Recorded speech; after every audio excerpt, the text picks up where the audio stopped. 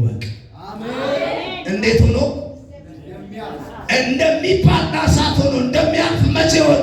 ዛሬ እወቅ። አራት ነገሮች አሉ። ከዛ በኋላ ዛሬ እወቅ። ምን ሆነ ያልፋል? እንደሚባል እሳት ሆኖ እንደሚያልፍ ዛሬ እወቅ ካለ በኋላ እንደዚህ ይላል፣ እርሱም ያጠፋቸዋል።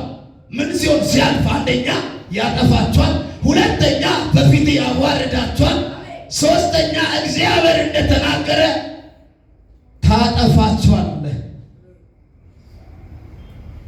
ይቅርታ፣ እንደነገረ አንተም ታሳዳቸዋለህ፣ ፈጥነህም ታጠፋቸዋለህ።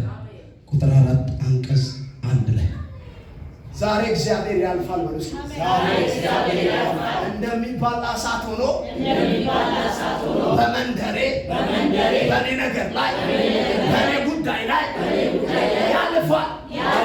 ሃሌሉያ! እስኪ ያልፋል በሉ። የሆነ ዘመን ላይ አንድ ሚኒስተር በእናንተ አካባቢ ያልፋል ተባለ። እኛ ከተማ ላይ በእኛ ሰፈር በእኛ አካባቢ ሚኒስተሩ ሊያልፍ ስለነበረ ከተማይቱ ማጽዳት ዘመቻ ተጀመረ። ተነቅሎ ማያ ቆሻሻ ሁሉ መጽዳት ጀመረ። ለምን? እኔ ጋር አይደላችሁ? ለባለየርቱ እኝቱ ደር ሚኒስቴሪያቱ ደር በጀደል ናኒ ቸቁልቁል ለሱ ጀንቀበል ማጽዳት ጀመሩ። ስለዚህ ተነስቶ ማያፍሳውና ሁሌ ወንዶች ሽንት ምንሸናበት ቆሻሻ ሁሉ መጥላት ጀመረ። ወንዶች ብዙ ጊዜ ሜዳ ላይ ስለሆነች እህቶች ተባረኩ።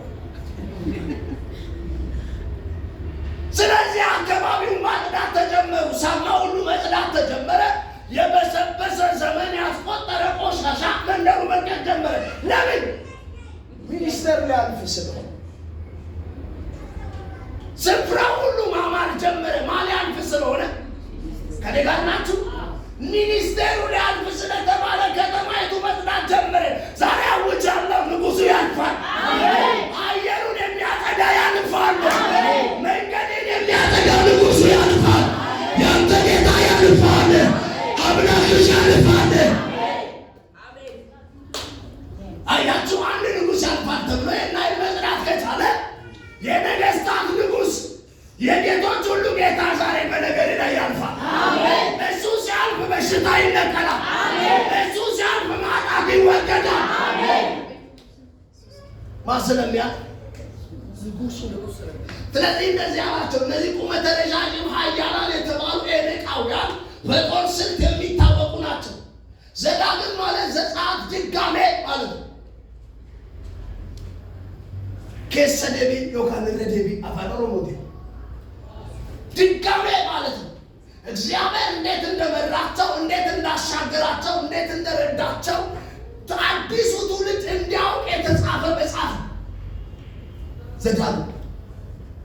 ስለዚህ እንደዚህ ያላቸው ኤኔቃውያንን በደንብ ታውቋቸዋላችሁ። ምን አይነት እንደሆኑ፣ ኃያላን እንደሆኑ፣ የጦር ስልት ያላቸው በጣም ቁመተ ረዣዥም የኒፍሊም ዝርያ እንደሆኑ። ስለዚህ ያላቸው እግዚአብሔር ዛሬ ግን ዮርዳኖስን ትሻገራላችሁ። ለምን ሲባል እንደሚባል እሳት ሆኜ በመንደራችሁ አልፋለሁ።